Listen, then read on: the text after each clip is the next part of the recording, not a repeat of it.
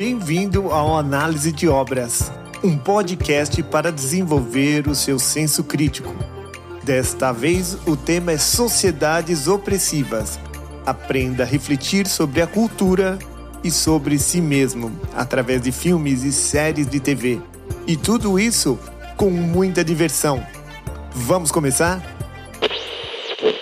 E hoje nós iremos falar sobre sociedades opressivas a partir do filme Tropa de Elite 2, O Inimigo Agora é Outro. Meu nome é Henrique Oliveira. Meu nome é Francisco Parente. Uma mensagem que eu gostaria de deixar antes da gente começar é que a gente tem falado sobre vários filmes e o nosso recorte temático é sociedades opressivas, então todos os filmes têm a ver com isso. São filmes de guerra ou são filmes que demonstram alguma coisa de racismo, de xenofobia, alguma coisa assim. E hoje nós vamos falar de Tropa de Elite 2. A gente já tem também a filmagem de Tropa de Elite 1. Então, se você não assistiu Tropa de Elite 1 e queira assistir nosso ponto de vista sobre isso também, saiba que existe um vídeo do nosso bate-papo lá no nosso canal. Então vamos lá, Francisco, conta aí como foi para você o Tropa de Elite 2, depois de ter falado do Tropa de Elite 1. Então, o 2 ele já é um filme que ele tem consciência que ele vem depois. O Tropa de Elite 1 foi um grande sucesso, foi um sucesso estrondoso na época, né? Eu acho que depois do Tropa de Elite 2 nenhum filme brasileiro fez tanto sucesso assim. Foi um filme muito marcante, as pessoas repetiam muito falas dos personagens e tudo mais. Então o 2 parece que ele vem com uma missão de fazer uma autocrítica, né, porque foi um filme muito polêmico, como a gente falou, tanto que no começo do filme eles já colocam, né, a visão de alguém de esquerda sobre o Tropa de Elite, né, e sobre como o BOPE age, e depois a gente vê o Capitão Nascimento entrando numa churrascaria sendo aplaudido, né, que foi o que a outra parte do público sentiu ao ver o filme, né? A gente teve o Capitão Nascimento como um herói, bandido bom é bandido morto, tem que matar mesmo, tem que ter dó desse vagabundo. É um filme que ele tem uma consciência disso, e ele parece que ele se dá uma missão, assim, de ser uma aula didática para falar que o problema da segurança pública não é o traficante, não é a maldade humana, não é só a corrupção da polícia, mas é todo um sistema político que sustenta isso. Então o inimigo agora é outro, que é um estudo bem mercadológico, que agora o inimigo são os políticos.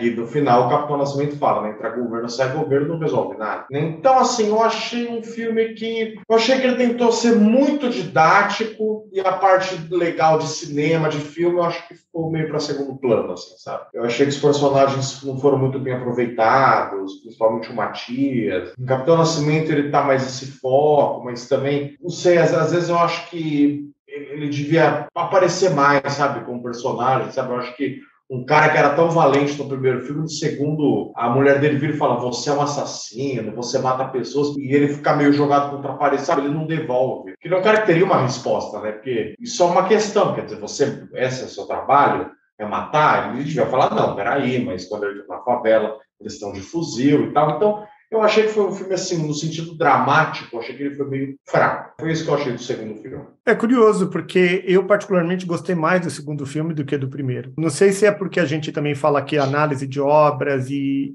a gente procura buscar os conceitos, as ideias, as explicações. Eu sou uma pessoa que, em geral, eu não assisto muito televisão, eu não assisto telejornal, então tem algumas coisas que eu não sei mesmo. Então, quando eu assisti esse filme, ele explicando a formação das milícias, dessa forma didática que nem você falou, para mim já é um trunfo. Então, para pessoas como eu, por exemplo, esse filme, esse didatismo, essa explicação é muito válida. Eu não tinha uma clareza sobre como isso se formava e como isso estava e como isso está nas entranhas do nosso governo. Então, ele sugere que, inclusive, hoje, dentro do nosso executivo, existem pessoas assim, que vieram das milícias e que se formaram, talvez de uma forma parecida.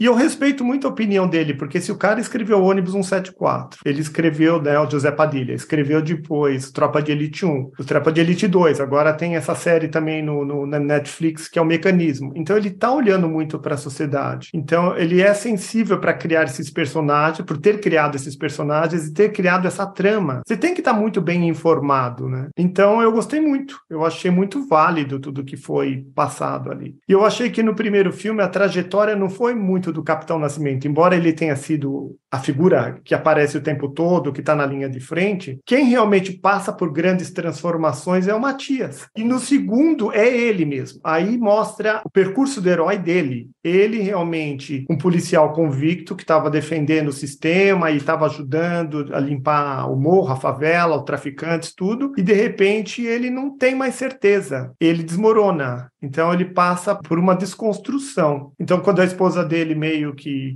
se opõe, ou mesmo vai casar com um opositor e tudo mais, mostra que interessante. Peraí, a vida não era tão quadradinha assim, tão certa como ele imaginava e como muita gente imaginava. Então eu achei isso muito válido. O que você achou disso daí? Não, eu lembro que a primeira vez que eu vi eu achei interessante isso, né? Que ele toma esse revés e o cara ir na casa com ela.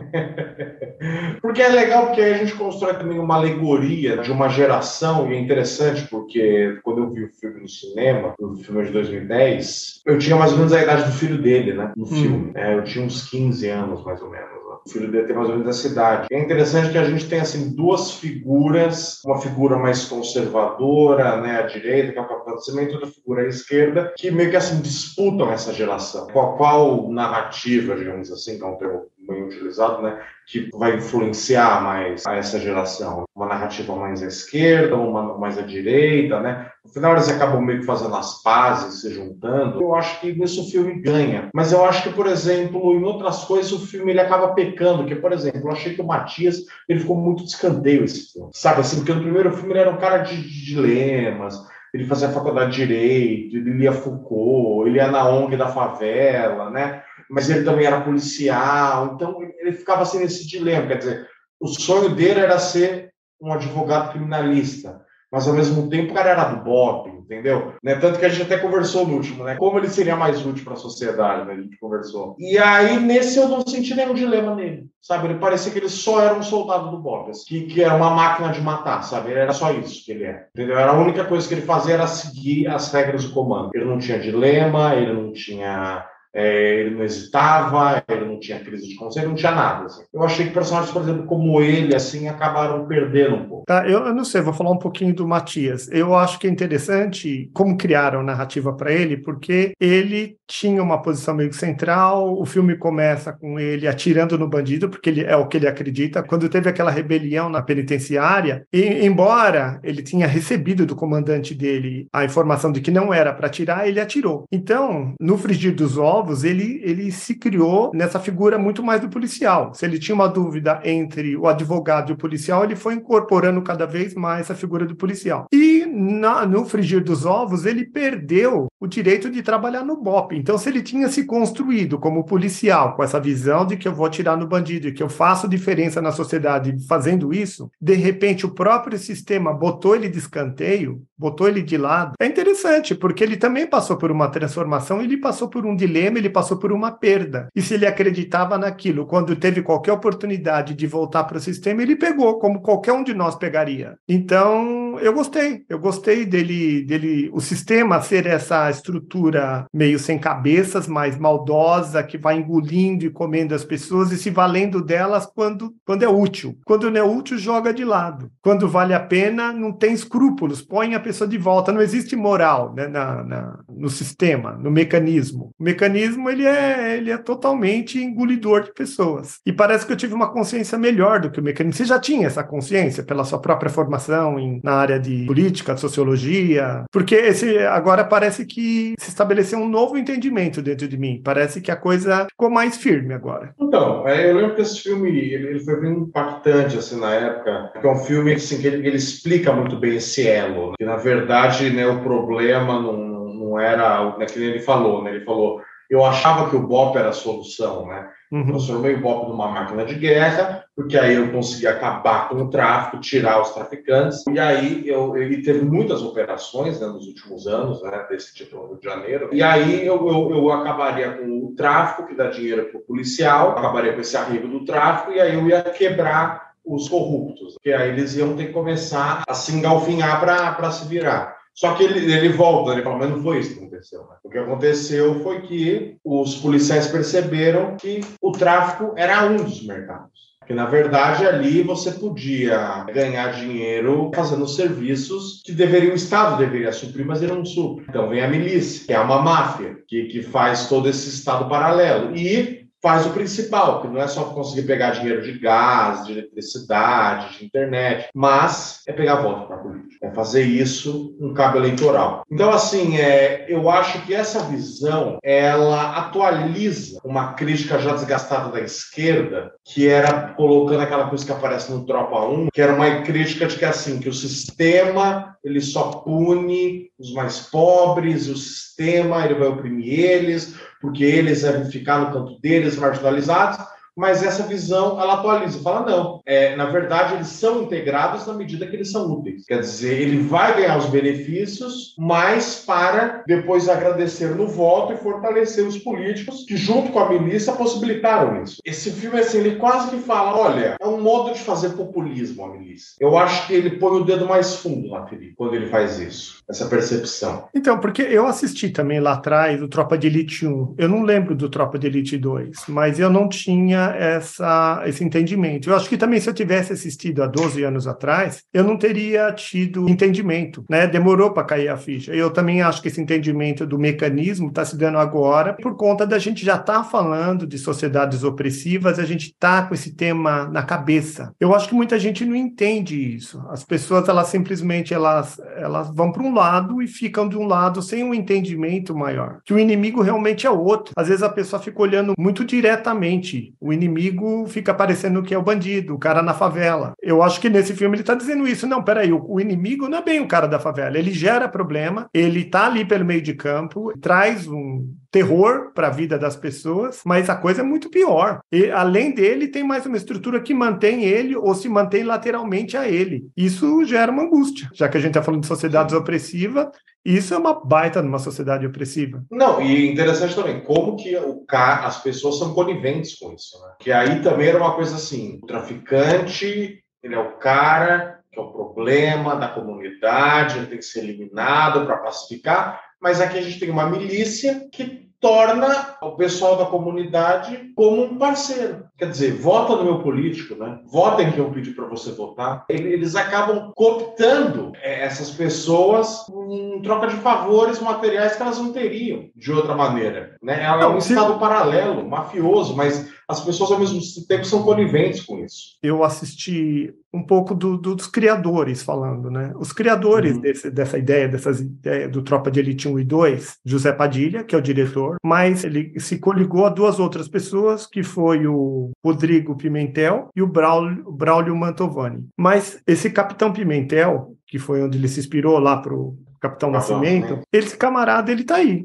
Ele é um militar, ele saiu lá, acho que da polícia, mas ele dá palestras. E aí eu vi ele falando sobre a questão do crime no Rio de Janeiro. E aí eu achei interessante porque ele acho que fez sociologia, então é interessante ver que a pessoa não é tola, não é ingênua, ele estudou, estava lá dentro da polícia, tem um entendimento grande e está falando sobre isso. E ele falou o problema lá do crime atualmente no Rio de Janeiro não é a questão da pobreza, da diferença social, ele foi dando exemplos assim, sabe? Porque existem lugares no Brasil que tem mais pobreza, que é menos agressivo. Existem lugares que tem mais diferença social e não tem tanto crime. Então ele foi de item a item e foi dizendo que, peraí, a resultante não se explica só por cada um dos elementos. Eu fiquei assim, eu estou tentando olhar por todos os lados, inclusive o lado do policial, pelo lado dessa pessoa que talvez assuma esse posto de secretário de segurança do Rio de Janeiro, segurança do Brasil. Como faz? Né? E aí uma das respostas que ele ofereceu foi a de que quando se propõe cultura, quando se coloca alguma coisa cultural naquele meio, educação, escola, algum tipo de entretenimento, shows, espetáculos, coisas culturais, atividades para as pessoas participarem, seria a forma mais relevante de produzir uma melhora, que não é por meio de dar tiro, matar bandido sem parar. Mas por quê? Porque isso criaria uma possibilidade de emancipação social ou uma consciência? Esse mal, assim, que isso... Pelo que eu entendi, na prática observada, é isso que dá mais resultado, sabe? Porque, segundo ele, também isso é uma explicação, se eu entendi bem o que ele disse, todo mundo que vem entrando no governo, de direita, de esquerda, de centro, seja lá o que for, todo mundo tem o mesmo entendimento. Cria um corpo policial, coloca um carro blindado e entra lá e mata, sabe? Então, essa postura já está cansada, essa daí já está esgotada, já foi de direita, já foi de esquerda, já foi de centro, já foi todo mundo que entrou politicamente. Parece que a solução mais óbvia é ir lá e atira, destrói, né? E aí a coisa se resolve. E não é isso que se mostrou na prática. A prática observada agora, depois de longo tempo, você tira um, entra outro. É tipo que nem tirar água. Você puxa a água para o lado, entra outra, já imediatamente, né? Ou como faz para esse negócio parar de se reposicionar? E quem sofre mais é a população, porque a população também quer estabilidade. Se você mata todos os bandidos lá, enfraquece. Nessa transição de tirar esses para entrar os outros, parece que é um sofrimento enorme para a própria comunidade em si. Não, mas nesse sentido, a milícia, ela promete meio que isso. A milícia é aquele entre, né? Uma força policial com um braço institucional, que são políticos, que se beneficiam daquilo, mas que, ao mesmo tempo, fazem coisas ilegais. A milícia, ela tenta, assim, né, pegar uma favela pacificada e falar, a gente vai usar algumas coisas do Estado para deixar uma estabilidade para vocês, mas vocês vão ter que pagar para a gente os serviços. Eu acho que a milícia, ela usa desse discurso, né, que ela promove segurança e estabilidade, mas ela, na verdade, ela mantém essa condição via violência. Outra coisa que eu vi desse Capitão Pimentel é que nesses lugares, nessas comunidades, grande parte da violência vem da territorialização, sabe? As disputas de território. Então, por exemplo, o cara que vende coco, ele vende coco numa determinada região da favela, numa determinada região da praia, determinada região. Eles disputam essa região, as regiões. Grande parte da violência é para quem vai dominar aquela região. Então, olha que coisa mais aparentemente besta, né? Quem vai dominar essa região de vender coco? Quem vai dominar essa região de vender droga? Quem vai dominar essa região de colocar máquinas caça-níqueis aqui para ganhar dinheiro por meio da máquina caça-níquel? E aí fica a milícia também. A milícia é outra que vai lá e ela tenta também ganhar o espaço. E como ela talvez tenha esse braço institucional que nem você falou, ela talvez tenha mais força de empurrar todo mundo e ficar no centro dessa história. Mas você vê que é coisa que eu também não tinha imaginado desse jeito. Uma necessidade realmente de disputa de espaço. Porque, né, quando a gente quer fazer alguma disputa no mundo civilizado, né, na nossa democracia, a gente vai lá e vota, né? Quantos vereadores vão ter, qual vai ser o prefeito de qual lugar. E como eles estão numa situação mais ilegal e brutal, eles vão na violência. Então também esse é o problema, né? A milícia, ela fala que ela promove segurança, mas desde que elas sejam hegemônicas, desde que ela consiga a hegemonia completa e não tenha nenhuma resistência, né? Senão vai haver mortes. E que esse que ninguém se opõe também, é claro. Né? Uma vez também ouviu esse Rodrigo Pimentel falando, né, que ele disse que algumas bocas de droga estavam falindo. Os caras não estavam mais vendendo tanta droga. Mas o que estava mantendo o tráfico e o crime organizado, né, vivo era roubo de carga. Roubar carga e revender naqueles mercadinhos populares por um preço mais baixo, para as pessoas terem acesso à comida num preço mais acessível. Então é muito interessante, né, pensar, quer dizer, não é que o crime ele lida com aquilo que é totalmente ilegal, ele lida com coisas que estão no dia a dia, só que eles conseguem de uma outra maneira. Uma necessidade daquele morador, como ir ao mercado com preço barato, então eles fazem isso de um outro modo, né? Mas que não deixa, de certo modo, de ser um avanço, se a gente pensar, por exemplo, no uso da internet, da eletricidade, o GatoNet, né? Entendeu? Interessante isso, né? Quer dizer, onde o Estado falha, tem uma milícia, né, para poder garantir esse funcionamento. Você falando disso me toca em outros lugares, porque imagina as empresas que são roubadas, né? Imagina você tem uma empresa que você paga imposto, você paga tudo quanto é errado de coisa, existem fiscais em cima de você, e aí você tem uma carga grande, que vale muito, roubada, e você espera que o Estado te recupere aquele dinheiro, aquela questão, porque afinal de contas você é o contribuinte grande do Estado, com todo o seu trabalho, com os empregos que você gera e com tudo mais. E aí, na verdade, não. Você é roubado, azar teu, e aí você entra no metrô, aqui no metrô vivem vendendo esse tipo fone de ouvido, coisa boa assim por R$20, R$15. Eu falei, nossa, mas como que esse pessoal consegue vender um fone de ouvido bom desses por R$15, R$20? Muito provavelmente é carga roubada. E tá vendendo no metrô e todo mundo tá vendo. Tem uma conivência, né, da população. Não, tem uma vista grossa, você não quer se envolver, tá ali na tua cara, você tá vendo, o que você vai fazer? E aí tem essa postura também que a gente já falou dela algumas vezes. A gente tem, parece que também no nosso debate Sociedade Opressiva tem um pouco disso também, né? Tem coisas erradas na nossa fuça e a gente não tem culhão, não tem a força, não tem a disposição de querer resolver. Tá todo mundo fazendo vista grossa porque é você que vai sair da zona de conforto para tentar fazer isso. Se nós que estamos debatendo aqui, imagina os outros que não estão nem debatendo. Você acha que políticos como Fraga fazem diferença? Eu acho que sim.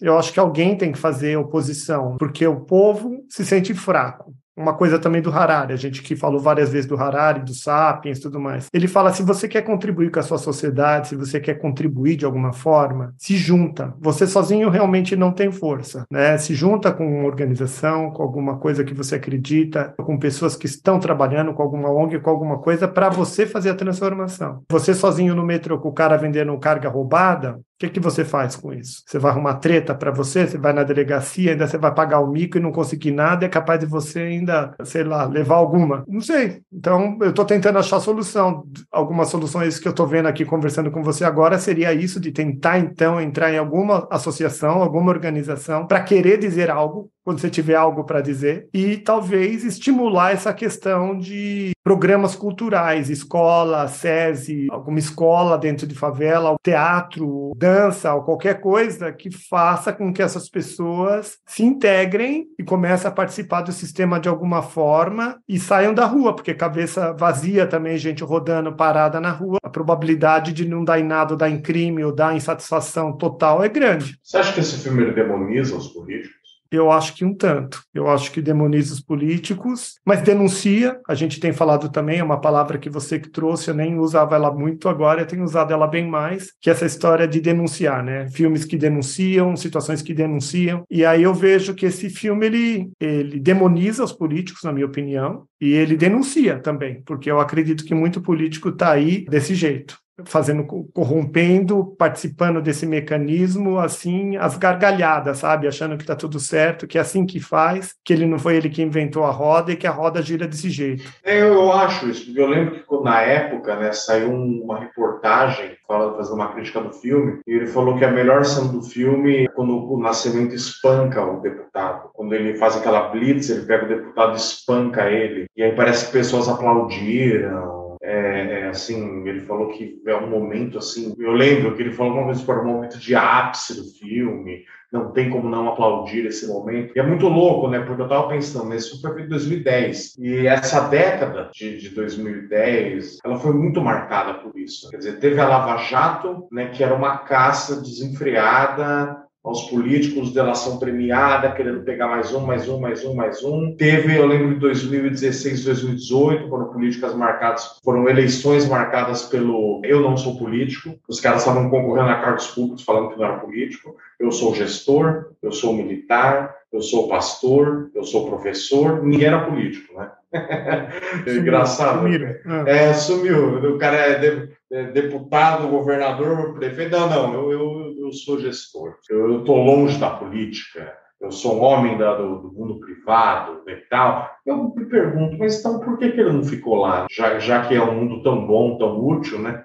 Para que se envolver com a política? Né? Então é interessante, esse filme, acho que ele soube antecipar, assim, essa demonização da figura do político, né? Porque no primeiro filme aparecem dois políticos. Um é aquele que fica na ONG, é um cara meio fanfarrão, ele quer ser senador, ele pega as menininhas na faculdade. E o outro, ele aparece muito rápido, ele está conversando lá com o coronel lá da polícia, e ele fala para o deputado, olha, se você, né, der um batalhão para ele, a segurança vai melhorar muito. E o deputado fala, melhorar muito quanto? Mas assim, era isso. De resto, não falavam muito mais sobre os políticos. Agora, esse filme, ele realmente, assim, ele fala, né, no final, ele pega e falou, o problema está em Brasília. Só que a gente votou em candidatos que eram antissistema e não resolveu nada, né? A gente votou no cara que falava, eu estou além de tudo isso, eu não me envolvo, mas também, no final, a gente viu que a solução não foi essa. Não adianta negar. Uma questão que eu sinto é o seguinte, o que vinha vindo era o mecanismo. Mudou direita, esquerda, mudou para seja lá o que for, mudou alguma coisa ali, mas o mecanismo de ganhar dinheiro, corrupção e de fazer as coisas acontecerem, porque na política a gente já falou também sobre isso, quando a gente falou da série lá do Black Mirror, parece que o político ele é realmente um trocador de favor. Você me faz isso, eu te faço aquilo. Você me dá isso, eu te dou aquilo. Você me favorece aqui, que eu te dou uma mãozinha ali. A questão política, principalmente aqui no Brasil, ela é calcada nisso. E parece que é assim que tem que ser. Eu não consigo nem imaginar um jeito extraordinário, muito diferente disso. Você tem que ter um capital político para você conseguir sobreviver nesse meio. Você precisa ter jeito, você precisa ter alguma coisa para oferecer, e é assim que a roda gira. Então, já que essa roda já está girando em meio à corrupção, né, não adianta querer também pegar o machado, dar no meio desse negócio assim, falou, acabou tudo isso, começa do zero, começa limpo, começa certo. Não sei, você dá consegue... um golpe de Estado né? E imediatamente novo, começa limpo, tudo certo, do zero.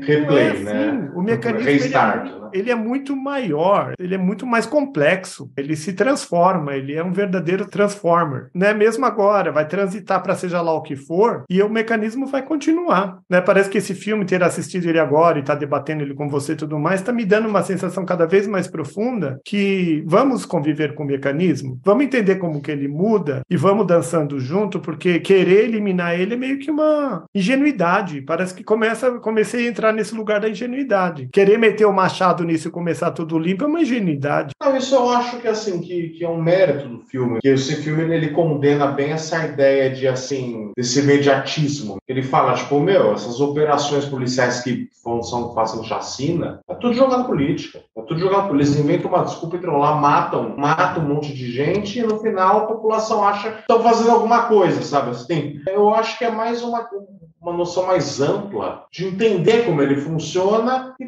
tentar negociar. Porque, assim, é um mecanismo, mas é que nem você falou. A gente tem que tentar colocar caras que tentem trazer solução, fazer que esse mecanismo, pelo menos, beneficie a sociedade. Entendeu? Assim, quer dizer, tudo bem, você quer o quê? Você quer meu voto? Então, o que você tem que fazer para ter meu voto? Eu tenho que fazer tal coisa. Então faça tal coisa. Porque isso tem um impacto verdadeiro. Entendeu? O que me preocupa é que o mecanismo ele pode cair nesse imediatismo do populismo e não pensar a longo prazo. E a gente vai sempre ficar com medidas imediatistas, sabe, que estão tentando tirar água com um balde de um navio, entendeu? Em vez de tentar falar, não, vamos tentar reconstruir o navio para ele não afundar, vamos pensar num plano de desenvolvimento que vai demorar 30 anos, mas vai dar certo? Parece que não. Parece que a gente sempre tem que estar falando, sabe, do mais imediato possível, entendeu? Então vamos abrir linha de crédito, vamos dar bolsa, vamos dar isso, daquilo, e nada muda estruturalmente. Eu acho que o sistema, por mais que ele... isso é uma política, ele tem que fazer alguma coisa para existir. Ele pode fazer coisas boas, mas o meu medo é ele ficar sempre no imediatismo do populismo, né? Nunca pensar a longo prazo. É curioso você falar isso, querer a mudança, talvez uma mudança a longo prazo, com planos, né? O José Padilha mesmo, eu vi uma entrevista dele ele falando, porque agora, atualmente, ele vive muito nos Estados Unidos, então ele tem acompanhado muito a política de lá e a política de cá. E ele falou algumas coisas, tipo, aqui no Brasil, quando eu chego, me dá a sensação que não tem plano. Aqui não tem plano nenhum.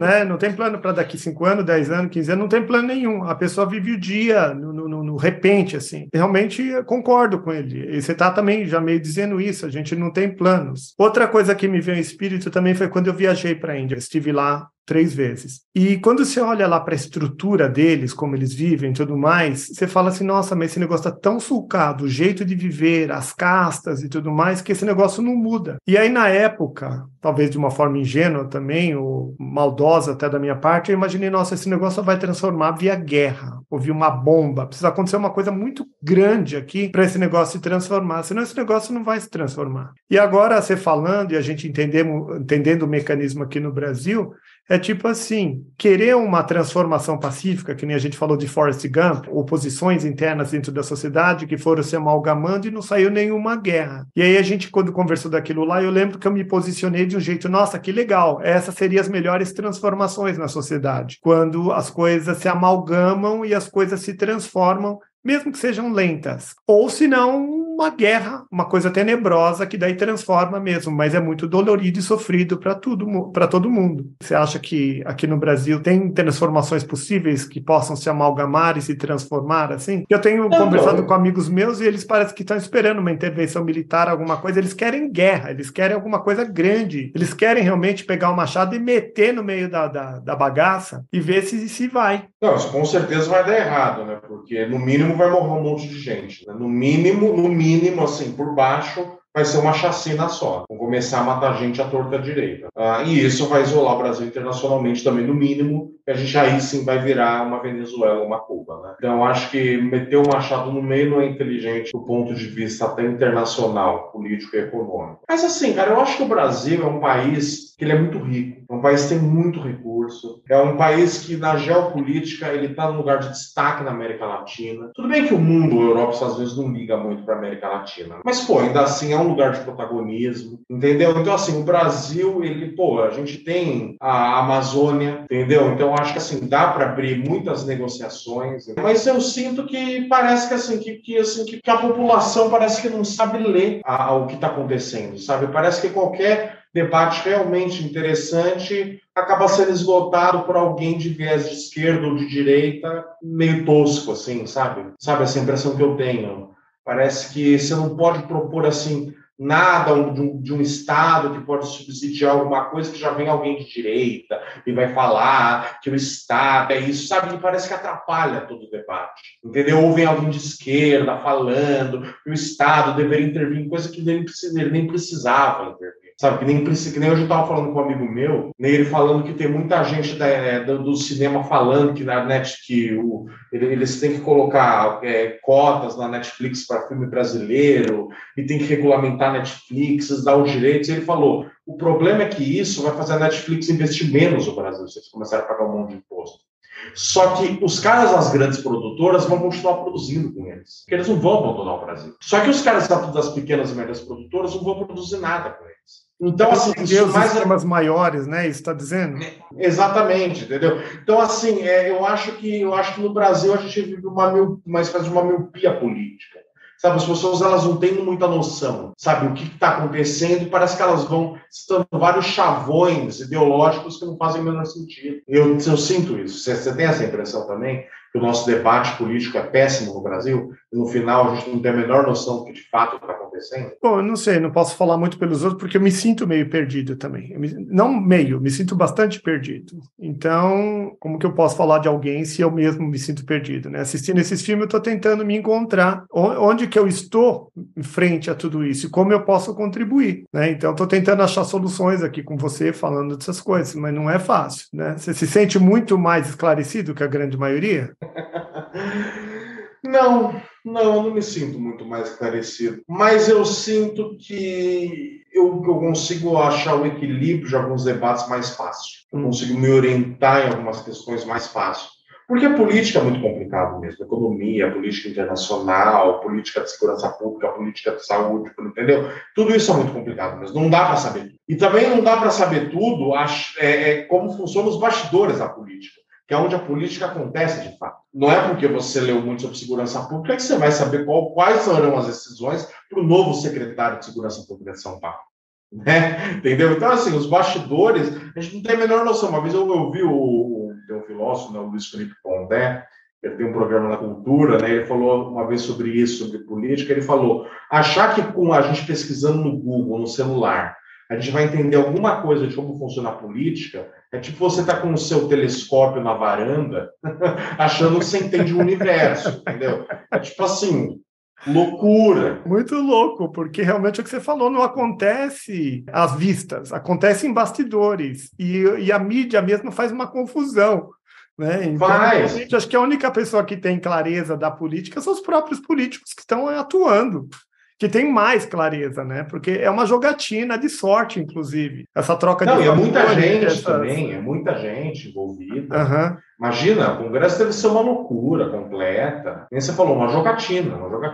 Vários ministérios, um orçamento enorme. Nossa, cara, não tenho nem noção como é que a banda toca. Assim. É difícil, né? É difícil, acho que para todo mundo. É legal também a gente estar falando disso aqui, porque eu acho que as pessoas conseguem até se espelhar na gente, de ser humilde, de ser talvez transparente o suficiente, dizer, puxa, é difícil mesmo, não dá, não é fácil. Eu ia mudar um pouco de assunto, eu ia te perguntar o que você está achando das pessoas atualmente, porque um dos temas que eu acho que é interessante é ver como as pessoas estão envenenadas. Eu estava pensando muito nesses últimos dias aqui. Você chega para alguém assim no mercado, alguém da sua família, você fala, a pessoa desembesta a falar sobre política, sobre o que ela ouviu no jornal, sobre isso e aquilo, tão fervorosa, tão envenenada com as informações, ela, além de não ter clareza, ela tem uma opinião única e muito tóxica. Você tem encontrado gente assim? Ou...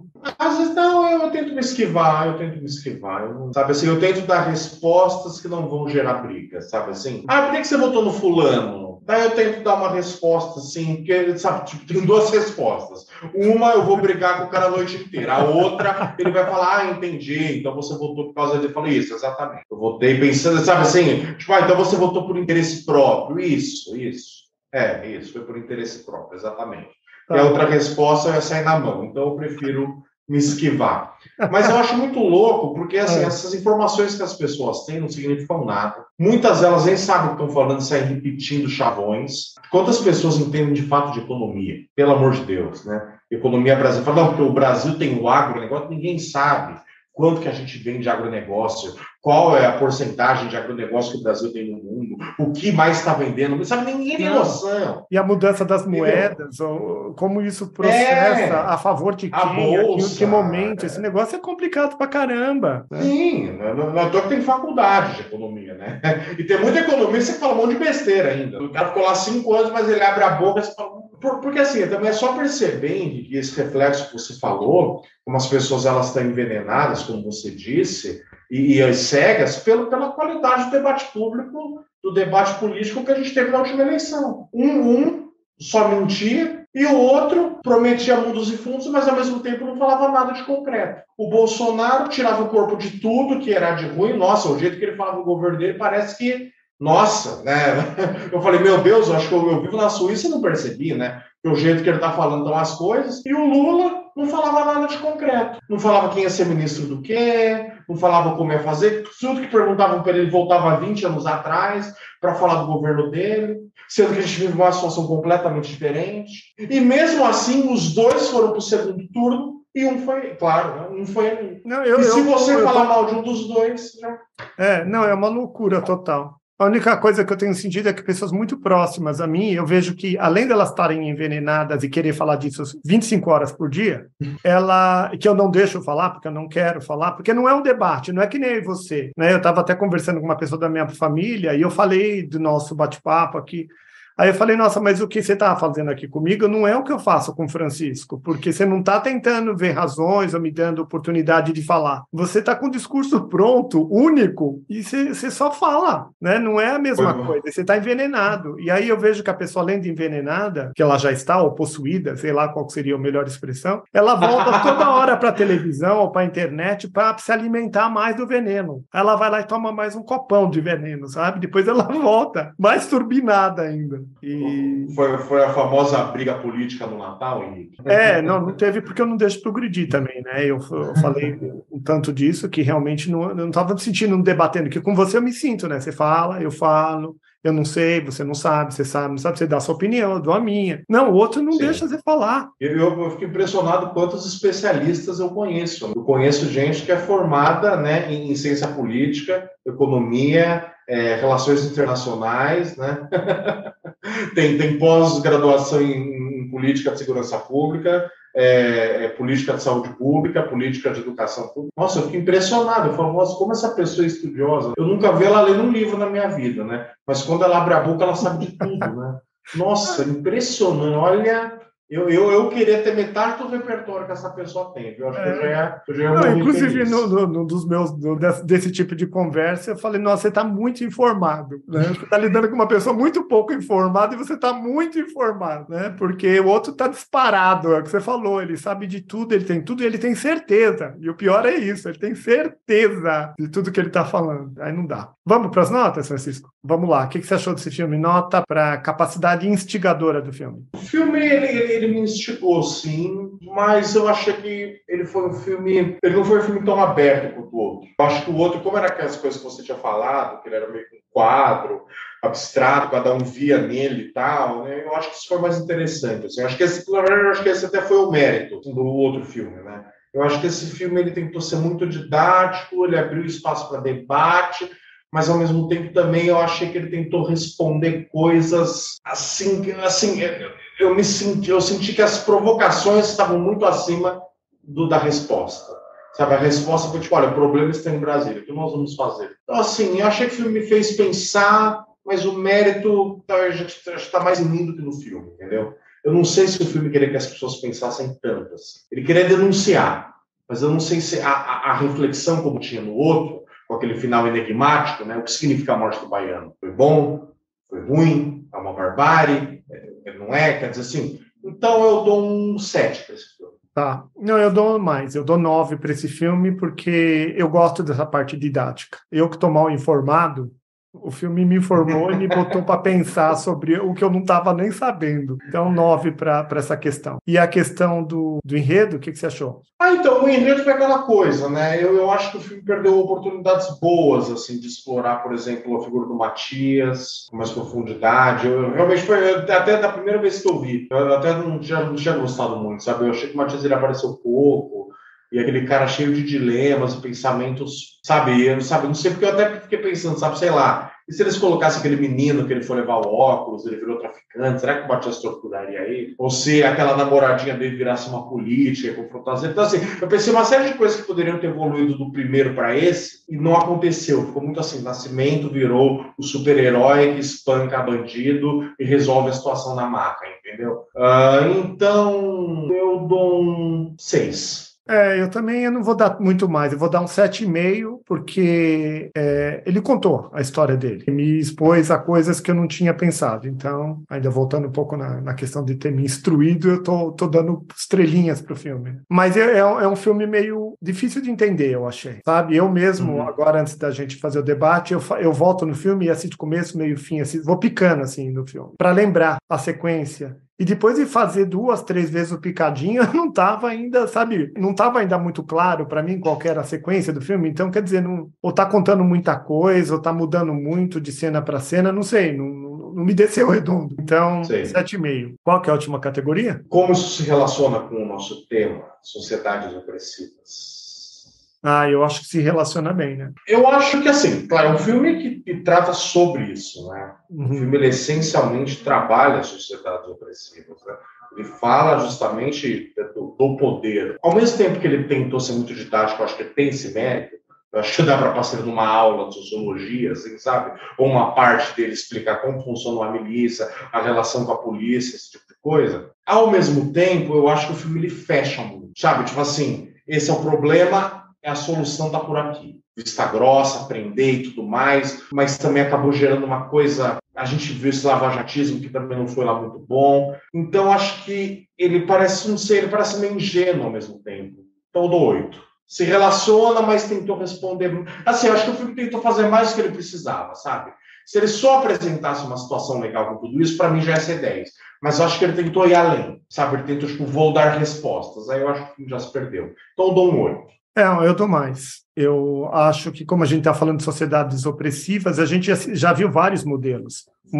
Eu mesmo tenho escrito, né, cada vez que eu vou postar os nossos vídeos, eu escrevo lá os assuntos intrigantes que vieram de filme a filme. E aí eu pego um modelo de um filme e começo a trocar. E aí eu vejo quão diferentes são os textos. o que esse filme apresenta como sociedade opressiva é muito diferente do que ofereceu o Forrest Gump, por exemplo, ou que o Hotel Ruanda. Eles são filmes essencialmente diferentes, mas todos eles estão tratando de sociedades opressivas, né? Então, eu acho que ele se encaixa super bem em sociedades opressivas. Se ele for ingênuo, não sei, eu não acho que foi muito ingênuo, não. Para mim, não. Então, eu dou 9,5 para a questão de quão dentro do nosso tema ele tá. Porque isso daí também é um atributo até meio nosso, né? Porque a gente está escolhendo esses filmes e é lógico que a gente escolheu bem, né? Então, eu acho que a gente escolheu bem esse filme. Por que o meio? 9,5? Geralmente eu só dou 10 quando eu acho que a coisa é fantástica, assim. 9,5 já tá muito bom, quer dizer, já eu concordo. Carimbo nele.